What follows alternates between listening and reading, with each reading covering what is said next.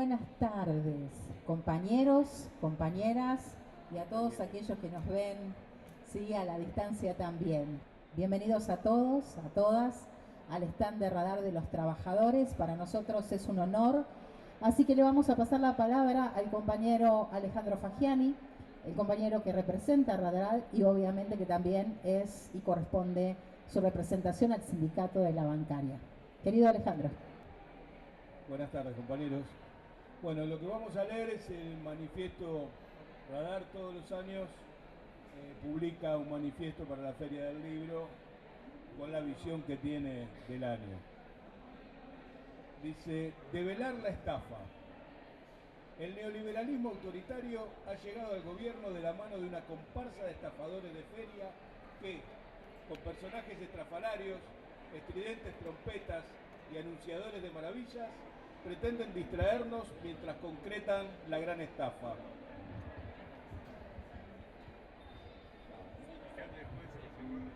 El episodio de las memecriptos que desvalijó a miles de liberincautos y los dejó literalmente pedaleando en el aire es una anécdota ilustrativa que deja al descubierto la calaña de la troupe libertaria.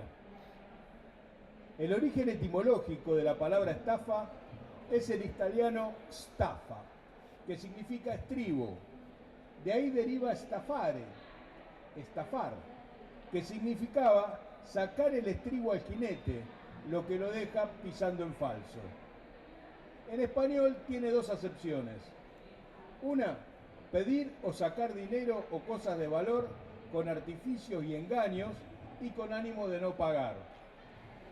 La segunda, cometer alguno de los delitos que se caracterizan por el lucro como fin y el engaño o abuso de confianza como medio. Quienes tratan de consumar la gran estafa contra los argentinos destruyen el trabajo, la producción, la educación, la ciencia y el Estado protector.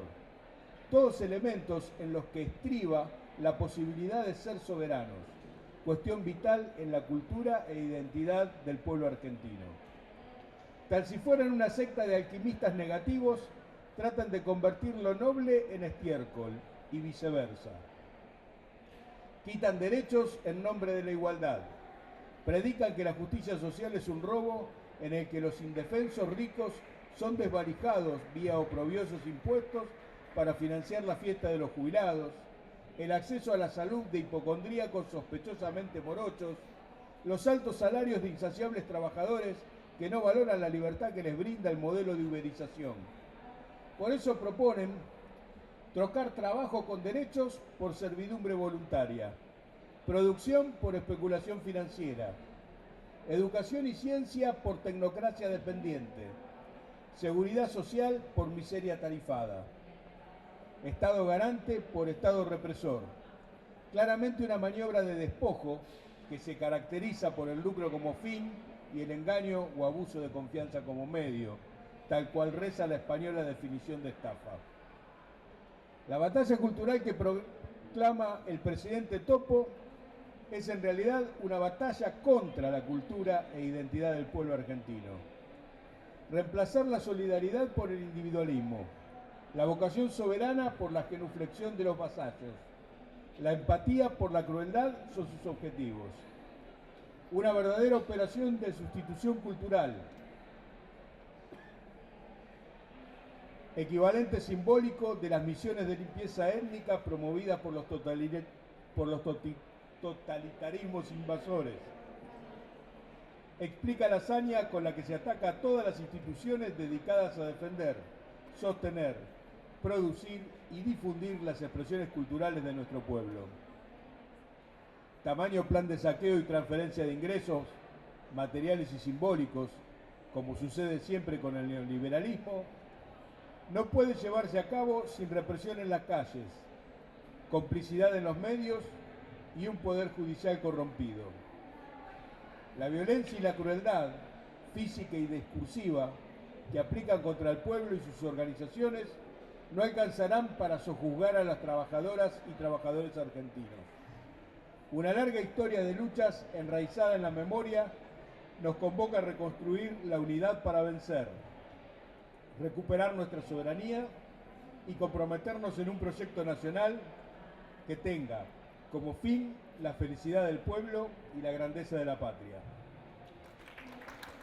Gracias, Alejandro, gracias a la bancaria. Pensamos en la comunicación como un derecho humano y como una herramienta de construcción democrática, que es como lo vemos los peronistas, el movimiento obrero, las sociedades que se piensan libres y con derechos. Y también en contraposición, la comunicación como un arma de destrucción democrática, de sometimiento, de monopolio, de callar voces, de destruir y no de construir, y como una propiedad privada. Esto es claramente lo que está haciendo el gobierno y otras derechas en el mundo, y es como lo ve el neoliberalismo actual. Entonces, con este hilo conductor invitamos a estas personas dirigentes sindicales que voy a presentar, y más adelante durante la jornada vendrán otros compañeros también a hacer una mesa de debate, de opinar, de contar anécdotas que nos atraviesan desde nuestra actividad sobre estas palabras. Bebe Espíndola, José Espíndola, secretario de Cultura de la Seccional La Plata del Satsai, muchas gracias. Alejandro Ruiz, coordinador de la Comisión de Derechos Humanos del Satsai, gran dirigente del Satsai, un lujo tenerlos acá, muchas gracias por participar y será un gusto escucharlos.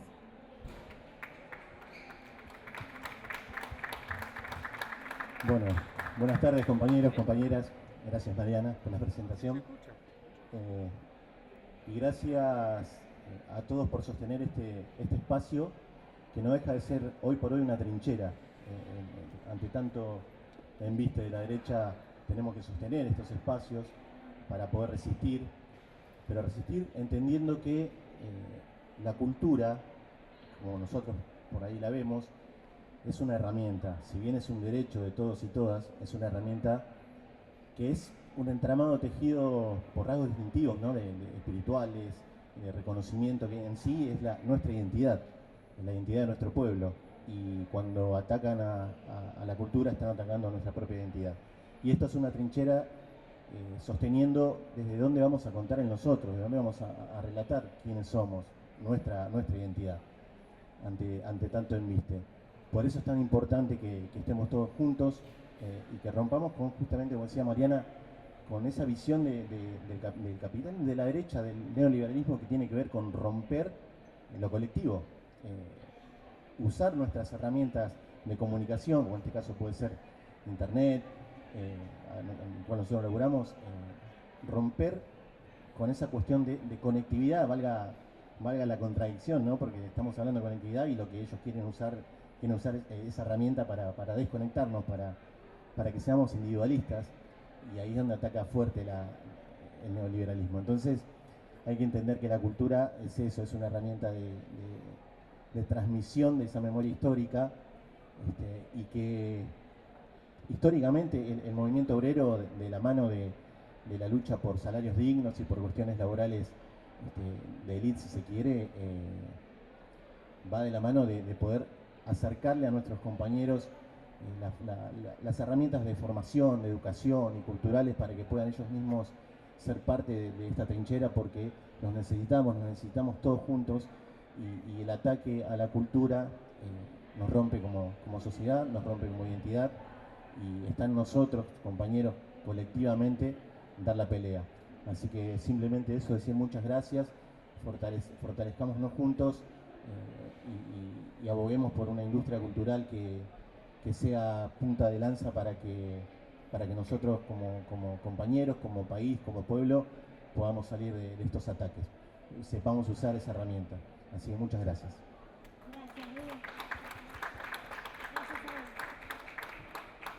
Bueno. Bueno, a ver, yo cuando venía para acá repasé un poco la Declaración Universal de los Derechos Humanos, que se firmó en 1948. Tengo malas noticias. En este país no se cumple ninguna de los derechos humanos consagrados en la Declaración Universal. Ninguna.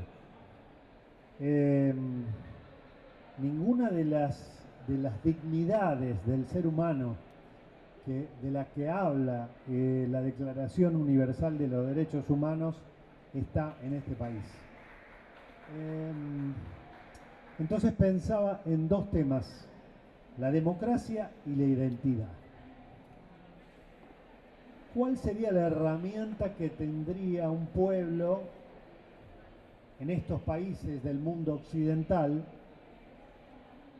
para poder consolidar su soberanía, su identidad? Digamos que sea la democracia.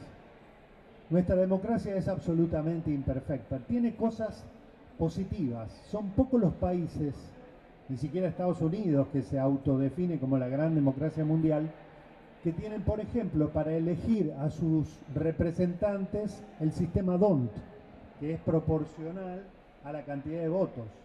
Por ejemplo, Trump tuvo más votos que los electores que tuvo. Es de loco. Lo cual significa que está muy apoyado por la gente y le mintió igual que el monstruo que nosotros tenemos. Nosotros tenemos en ese sentido un dato a favor de las elecciones democráticas en nuestras democracias. Tenemos otro problema, que es no a favor, sino en contra. Si ustedes leen la Constitución del 53 y también la del 94, ¿quiénes eligen al presidente y al vicepresidente de la nación? El pueblo con su voto. ¿Quiénes eligen a los legisladores, concejales, intendentes, gobernadores y diputados nacionales y senadores? El pueblo con su voto. ¿Quién elige a los jueces? ¿Quién elige a los jueces? El Senado de la Nación. Que hay unas roscas terribles, entonces puede pasarte que haya juzgados que no tengan nuevos jueces desde hace 20 años. La Corte Suprema, fíjense, Corte Suprema, no se llama Tribunal Superior de Justicia, se llama Corte. La Corte viene de los reyes, es Corte. Jueces de la Corte que estuvieron hasta que se murieron. Firmaban, no sabían ni lo que firmaban. La Corte Suprema no tiene el número que tendría que tener. Zaffaroni la otra vez lo definió muy claramente. Tendría que haber una corte con cupo femenino y que por lo menos con 25 integrantes, que cada uno sepa del tema que va a investigar y a laudar. No existe. La corte sentencia cuando se le canta. La masacre del 2001-2002, los 39 muertos de la Rúa, se tardaron 39 años en sentenciar. Y además la Corte se maneja con el poder. Y a los miembros de la Corte los elige el poder. Rosenkrantz fue elegido por decreto por Macri, ahora se arrepiente, después se acomodó. Rosenkrantz fue el primer juez que en un discurso absolutamente político dijo que la justicia social no existía más. Esos son los cortes que tenemos. Hace poco quisieron nombrar un juez por decreto y ese hombre era representante de las empresas de energía. Hasta que se fue, firmó 240 sentencias. Esa es la justicia, lo voy a decir en castellano antiguo, de mierda, que tenemos en nuestro país. Quiere decir que un poder del Estado funciona no irregularmente, funciona en contra del pueblo argentino, porque no se practica la justicia, porque puede pasar una persona detenida un montón de tiempo sin que se sentencie, sin causa, porque se quiere hacer una ley de ficha limpia donde por supuestas cuestiones de corrupción en segunda sentencia no puede presentarse. Viola la Constitución Nacional porque ningún ciudadano puede tener prohibida algún derecho hasta que no llegue a la última instancia, que es la del Tribunal Superior. No le voy a decir más corte. Se hace para proscribir, pero además solamente en el tema penal. Quiere decir que si hay alguien, un pedófilo, diputado nacional, no tiene ficha limpia. Es de locos, es absolutamente de locos. Bueno, así se manejan los poderes en la Argentina y así votan los diputados. Bancaron que hubiera un decreto 70 que viola un montón de artículos de la Constitución. El movimiento obrero paró el tema de los derechos laborales. Se votó una ley bases que entrega el patrimonio nacional en materia de todas las inversiones en los sectores donde tenemos grandes riquezas. La entrega, no tienen obligación ni de dejar sus ganancias aquí, no tienen obligación ni de contratar personal de aquí, no tienen obligación de darle trabajo a todas las proveedoras de esas empresas.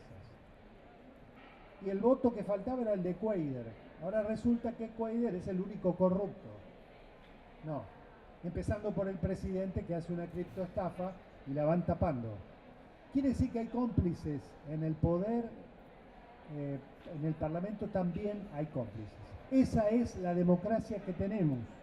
La única forma de corregirla es teniendo el volumen suficiente como para reformar la Constitución y para poder hacer una reforma judicial en serio. Primer tema que está absolutamente relacionado a la democracia y a los derechos humanos, porque todo individuo necesita una justicia que en principio lo ampare y que si tiene que ser castigado, lo castigue con fundamentos.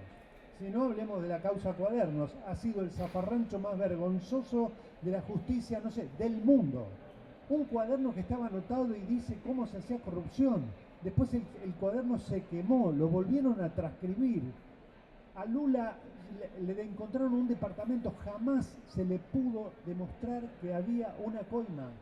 Lo hicieron para que Lula no se presentara, ganó Bolsonaro y Estados Unidos lo aceptó con un punto que le ganó Lula a Bolsonaro porque Bolsonaro les estaba incendiando el Amazonas. Entonces seguimos siendo colonia y este gobierno sigue, no que seamos colonia, que seamos un perrito faldero para no repetir las palabras de Trump. Y va como perrito faldero a sacarse una foto mientras el presidente está durmiendo la siesta. Es vergonzoso, eso sí, los tipos tienen intereses permanentes. Si nos tienen que prestar plata, total la vamos a pagar nosotros, nuestros nietos. Y nuestros tataranietos nos van a bancar para que este gobierno llegue a las elecciones, pueda hacer la reforma laboral, pueda joder a los jubilados, pueda hacernos más mierda de lo que no hace. Es decir, esos son los aspectos democráticos y de derechos humanos que tenemos hoy en la Argentina. Y por último, para no abrumarlos y no irme a la mierda, porque me apasiono y me vuelvo loco, creo que está el tema de la identidad nacional, que como decía esa declaración excelente, la quieren destruir, pero la vienen destruyendo desde hace mucho. Cuando uno revisa lo que ha estudiado en el colegio secundario, si has tenido la suerte de estudiar en el colegio secundario, en un bachillerato, empieza a ver las materias de estudio, por ejemplo, historia, y nos acordamos de los asirios y los caldeos. No llegamos nunca a la historia de Latinoamérica y creemos que Monteagudo lo mataron porque estuvo con una viuda o con un amante de un tipo que tenía poder allá en Perú. Lo mataron porque era el cerebro de San Martín en la liberación de Perú. No lo sabemos, ustedes lo sabían. Hay que leer libros te tenés que enterar cuando tuviste 50 años. Entre tanto, vos te creíste que Monteagudo era un tipo jodido, que engañaba, era un tipo desleal, que lo engañaba a un amigo con su esposa. ¿Qué es eso? La historia nos las contaron para que estemos colonizados, para que no tengamos identidad nacional desde el comienzo, desde las calles. La calle más importante de la Argentina es Rivadavia.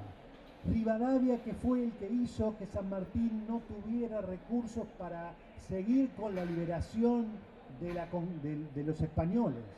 Rivadavia, que fue el que pidió el primer empréstito y no lo cobramos nunca. Esa es la calle más importante de la Argentina. Hasta en las calles estamos engañados y colonizados. Entonces, compañeros, compañeras, vienen de un largo camino de colonización, de destrucción de la identidad cultural. Este tipo, que es el Topo vino a destruir el Inca, el Instituto del Teatro, digamos, la ayuda a todos los medios independientes, a todos los subsidios del Estado para tener un país como el que podríamos tener y como el que tenemos si llegamos a un límite de que se vaya y que no vuelva nunca más. Y va a ser muy difícil para el próximo gobierno nacional y popular reconstruir, porque cada vez nos los dejan más destrozados. Lo que están haciendo con ciencia y tecnología, que Cristina había logrado que los cerebros vuelvan, y ahora se están yendo de nuevo, porque no les permiten investigar. Todos los días el CONICET sacaba un descubrimiento nuevo. Hoy tenemos vacunas propias. Cuando llegó la vacuna por el COVID, desde Lilita Carrió hasta estos tipos, hasta el PRO, hasta todo, decían que más o menos que la vacuna china te iba a transformar en comunista. Es decir, los medios, la identidad cultural, todo lo destrozan para que nosotros perdamos nuestra visión como país, como identidad cultural, como argentinos.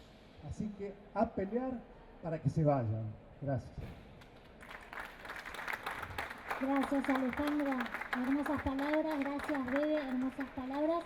Queremos invitarlos a preguntas, acotaciones, pensamientos. Queremos que participen, lo que tengan ganas de decir, de opinar, de preguntar, de sumar, de lo que se les ocurra. Esto es una mesa de debate interactivo, más allá de que no pudimos hacer una mesa redonda por el espacio, pero nos gustaría mucho que participen, así como nos escucharon, escucharnos nosotros a ustedes.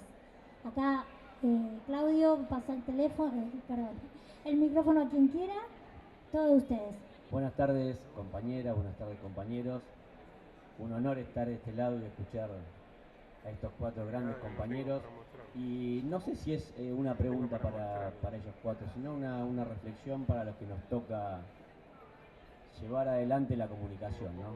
Nosotros, nuestro sindicato, somos comunicadores y tenemos la enorme responsabilidad de conducir distintas seccionales, distintas bases técnicas, y más allá de que desde un principio nos quieren colonizar y más allá de que quieren cortar con esa identidad cultural que tenemos los argentinos, me parece que nosotros somos una voz muy fuerte en las asambleas, con los trabajadores, con las trabajadoras, y es el lugar donde tenemos que llevar adelante estas voces, estas discusiones, porque si no muere en un recinto.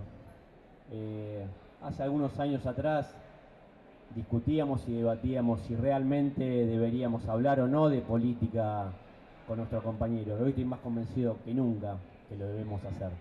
Y hay que hacerlo con mucha autoridad, con mucha fuerza, porque es la que implementan ellos para cortar nuestras raíces. No lo van a poder hacer porque hay grandes compañeros, compañeras y dirigentes que estamos llevando adelante una lucha con mucha militancia, con mucha presencia, pero tenemos que llevar esta voz que escuchamos aquí con estos cuatro excelentes oradores, y lo que tenemos esta responsabilidad de estar en las bases, discutir, hablar y ser muy amplios para volver a recuperar lo que tanto anhelamos, que es recuperar el gobierno, con un gobierno abierto, con un gobierno peronista, dejar el ego de lado, que es fundamental, que pensemos en un país, en un pueblo soberano, en mucha industria nacional, que es lo que tanto queremos todos nosotros.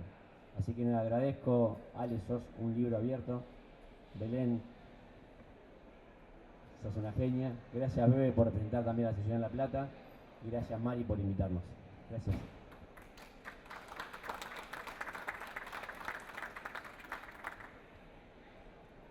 ¿Alguien más quiere decir algo? Rolando, ¿vas a decir algo? Bueno, buenas tardes. ¿Querés que lo conecte en la línea? los agarré empezado, así que, bueno, comentarle para los que estamos acá y para que lo lleven a sus compañeros. Hoy estamos iniciando un pequeño pero importante plan de lucha en los medios públicos, tanto en Radio Nacional como en Canal 7, así que esperamos que para romper esa paritaria cero, ¿no? Que hace casi 6-7 meses que no se mueven los salarios, con la inflación que sabemos.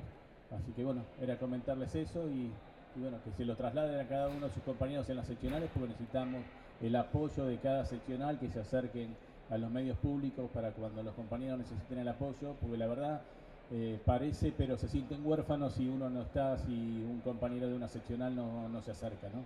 Parece que la lucha es solo de ellos, pero es toda nuestra también. Eso es solo nomás.